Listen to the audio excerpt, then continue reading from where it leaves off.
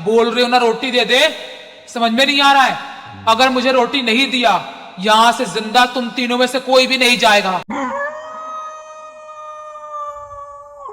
नमस्कार दोस्तों, bloody vibes के आज के इस एपिसोड में हम लोग आप लोगों के सामने टिंकू नाम के लड़के के साथ घटी हुई ऐसी खतरनाक घटना की कहानी लेकर आ गए हैं, जिस घटना के बाद से उसका पूरा का पूरा परिवार चेंज हो गया। मतलब उनकी थिंकिंग बदल गई, उनका वे ऑफ लिविंग बदल गया, क्योंकि टिंकू के साथ हुआ ही कुछ इतना खतरनाक। एक शादी से लौट रहा था बेचारा। आइए सब कुछ डिटेल में जिया की जुबानी जानते हैं। ये जो घटना घटी थी ना, टिंकू के साथ उस समय पर घटी थी जब उसकी उम्र सिर्फ 13 साल की थी। 13 साल की उम्र में इसने सोचा नहीं था कि मैं कुछ इतना बुरा, इतना बड़ा देख लूँगा, जो इंसान कभी सोच भी नहीं सकते। उतने छोटे बच्चे सोच भी नहीं सकते। बहुत सारे बच्चे होते हैं ना जिनको भूत देखना होता है, जो इतने कम उम्र के टीन वाले एज में होते हैं, 13, 12, या छोटे होते हैं या बड़े भी होते हैं, जिनको बहुत चस्का होता है कि हमें भूत देखना है। वो जब इस स्टोरी को सुनेंगे ना पूरा लास्ट तक, वो समझ जाएंगे कि भूत ना दिखे, दूर से ही हाथ जोड़ लेंगे कि ना दिखे तो ही अच्छा है। जो टिंकू है, हरियाणा के अंदर एक छोटे से गांव का रहने वाला लड़का, वहाँ पर अपनी पूरी फैमिली के साथ आराम से अपनी ज़िंदगी बिता रहा था। बड़ी सी जॉइंट फैमिली, सब लोग आराम से अपनी ज़िंदगी जी रहे हैं, अच्छे से रह रहे हैं। इसकी पढ़ाई लिखाई भी चल रही है, रोज़ स्कूल जा रहा है, अपने मस्त टाइम पास भी चल रहा है, खेलना कूदना बच्चों के साथ सोसाइटी में, गांव में सब ऐसे चल रहा है। एक दिन अचानक से इनके एक रिश्तेदार के घर शादी पड़ती है। रिश्तेदार के घर जब शादी पड़ती है तो वहाँ से इनविटेशन इनको आता है कि आप सबको आना है, पूरी फैमिली वालों को, तो आप सब लोग आओगे तो हमको अच्छा लगेगा। और वो लोग ना बहुत क्लोज थे इनसे, तो ये लोग सोचते हैं कि ठीक है, हमें जाना ही चाहिए, क्योंकि इतने क्लोज के लोग हैं, इतना मतलब हमारा अच्छा रिश्ता है इनके साथ, तो जाना ही चाहिए। तो पूरी फैमिली वाले लोग सोचते हैं कि चलो ठीक है, चल लेते हैं, जितने लोग जाना, जिसका मन होगा जाएगा। टिंकू बोलता है कि हाँ हाँ मैं तो चलूँगा ही चलूँगा, मुझे शादी में जाना पसंद, मैं चलूँगा। 13 साल का था बेचारा।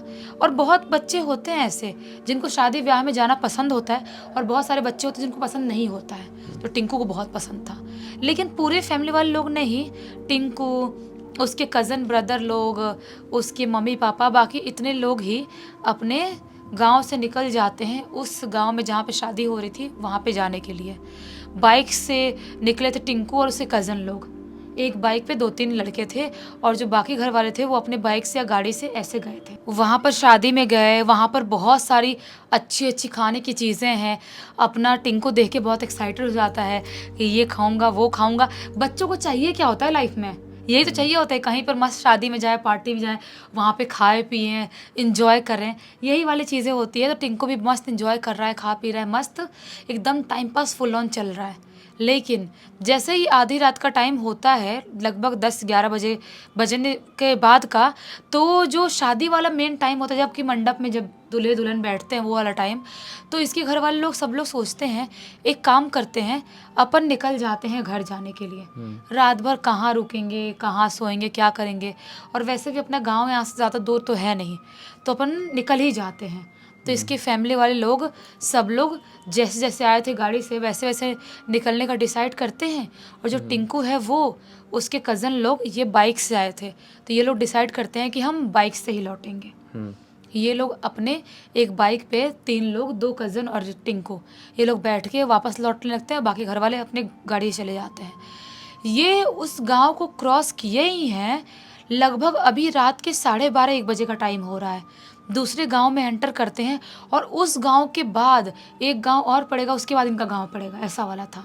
तो उस दूसरे गांव में एंटर किए ही हैं, एक जंगल वाले रोड पे ये लोग एंटर करते हैं। दोनों तरफ पेड़ पौधे लगे हुए हैं, और बीच में इनकी बाइक चल रही है। एकदम सुनसान घनघोर अंधेरा छाया हुआ है।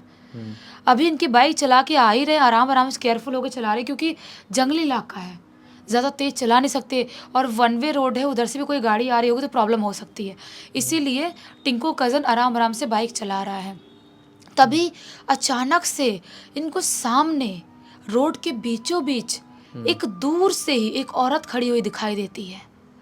दूर से देख के समझ में आ रहा था कि लाठी टेक के ऐसे बूढ़ी सी औरत कोई खड़ी है रोड पे।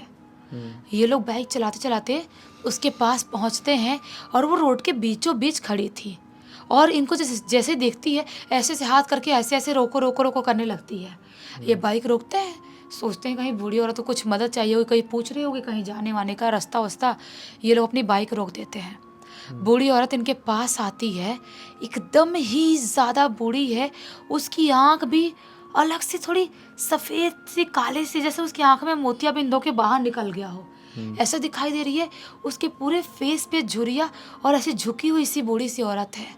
इनके पास आती है, कांपती हुई आवाज़ में बोलती है, बच्चों रोटी है क्या?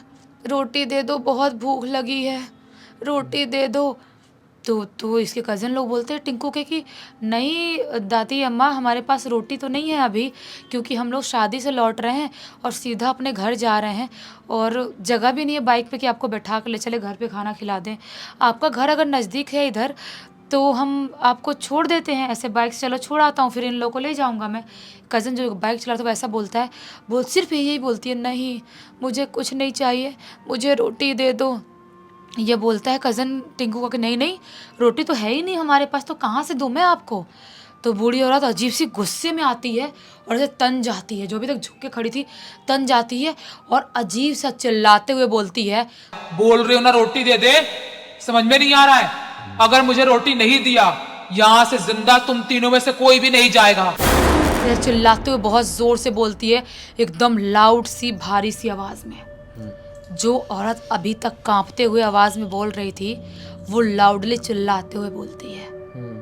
ये इतने जोर से घबरा जाते हैं, अभी अपनी बाइक स्टार्ट करता है, जो कज़न चला रहा था वो बाइक स्टार्ट कर देता है, तभी अचानक से वो बूढ़ी औरत अजीब सा कूदती है और हवा में इतना ऊपर ऊपर ऐसे तैरने लगती है और चिल्लाते हुए बोलती है, तुम तीनों की जिंदगी बर्बाद करके रख दूंगी, तुम तीनों जिंदा नहीं बचोगे, मुझे रोटी दे दो।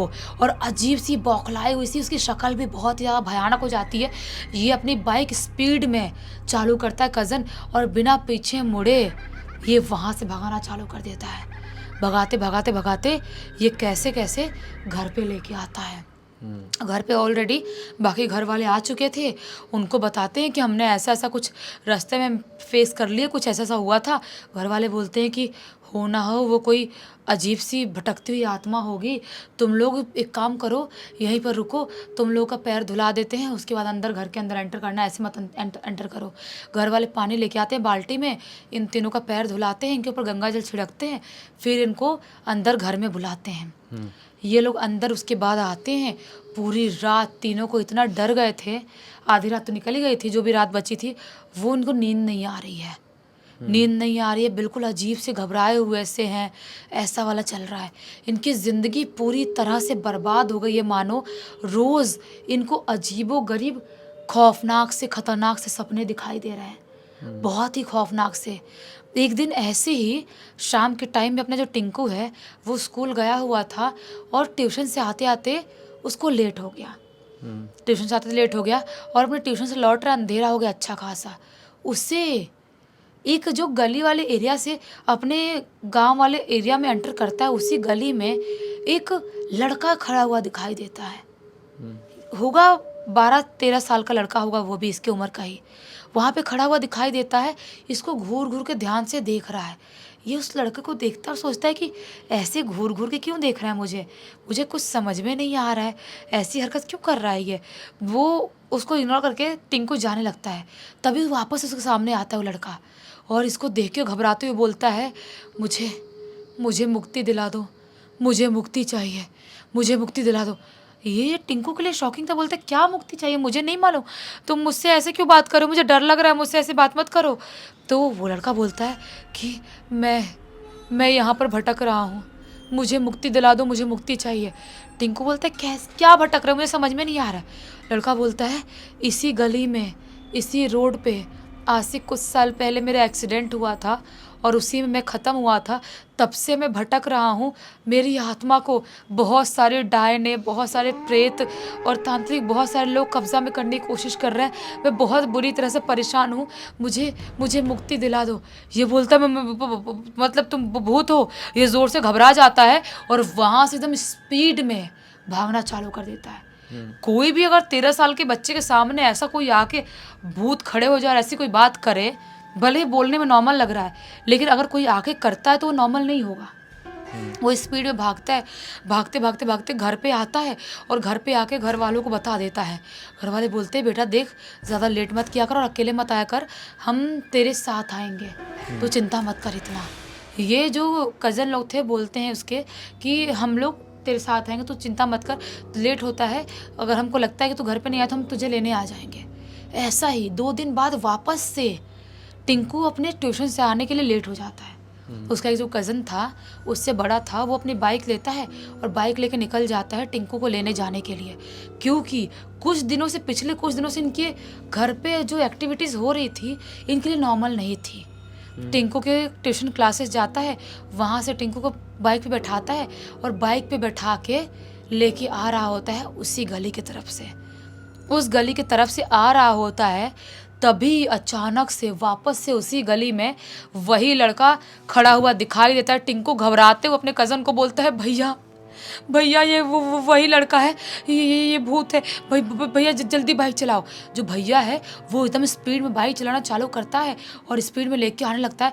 बाइक की स्पीड से भागता हुआ वो लड़का इनको दिखाई देता है। अंधेरा हो गया अच्छा खासा, शाम का टाइम है, दिया बाती करने वाला, और वो लड़का चिल्लाते हुए बोल रहा है, मुझे मुक्ति चाहिए, मुझे मुक्ति दिला दो, मुझे मुक्ति चाहिए। सिर्फ इतनी बात बोल रहा है और भाग रहा है इनके पीछे। फिर बोल रहा है, तुम्हारे ऊपर उस डायन ने बहुत भारी काला जादू कर दिए, पहले तू मरेगा। टिंकू बोलता है, पहले तू मरेगा बच्चा, उसके बाद तेरे खानदान के एक एक लोग धीरे धीरे करके मर जाएंगे, कोई भी जिंदा नहीं बचेगा, मुझे मुक्ति दिला दो नहीं तो कोई जिंदा नहीं बचेगा।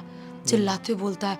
जो कज़न है वो भी कांपते हुए हाथों से बाइक चलाते हुए घर पे आता है और घर पे आकर सबको बताता है। घर वाले बोलते हैं, अब ये हल्के में लेने वाली बात नहीं रही, तुझे भी वापस से वो बच्चा दिखाई दिया, उस दिन वो बूढ़ी औरत दिखाई दी थी, मतलब कुछ तो गड़बड़ है। सचमुच में वो बूढ़ी औरत या तो डायन थी, उसने काला जादू करी है, या तो किसी ने कुछ तो करा है, हमको जाना पड़ेगा। ये लोग दूसरे दिन सुबह ही टिंकू के स्कूल से छुट्टी लेते हैं और अपने कुल देवता के मंदिर जाते हैं।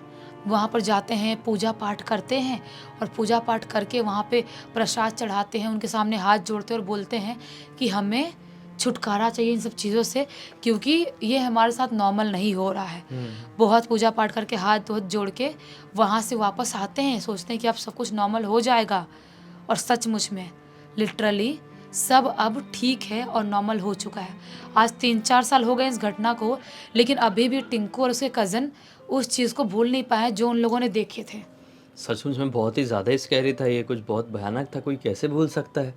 अगर एक बार देख ले तो ज़िंदगी भर बुढ़ापे तक वो चीज़ याद रहेगी, मुझे यकीन है। उसका एक एक चेहरा, उसका एक एक खुलिया। इस पूरी घटना की जानकारी किसके थ्रू मिली है? इस पूरी घटना की जानकारी खुद टिंकू ने ही लिख के भेजा है। चलो बहुत अच्छा हुआ, एक बहुत अच्छी सीख मिल गई और साथ ही साथ थोड़ा सा मनोरंजन भी। इसी बात पे अब तक इस वीडियो को देख लिए थे तो लाइक ज़रूर कर देना, चैनल को सब्सक्राइब करके बेल आइकन दबा के ऑल के ऑप्शन में क्लिक करना, और इंस्टाग्राम के लिंक वीडियो के डिस्क्रिप्शन बॉक्स में मिल जाएगी, वहाँ पे भी जुड़ जाना। और आपके पास भी ऐसी कोई कहानी, टॉपिक या जानकारी हो तो लिख भेजना, हो सकता है हमारा अगला वीडियो कल आपके हिसाब से बन रहा हो। तो चलिए कल फिर से मिलते हैं, तब तक के लिए बहुत बहुत धन्यवाद। आपका दिन शुभ हो।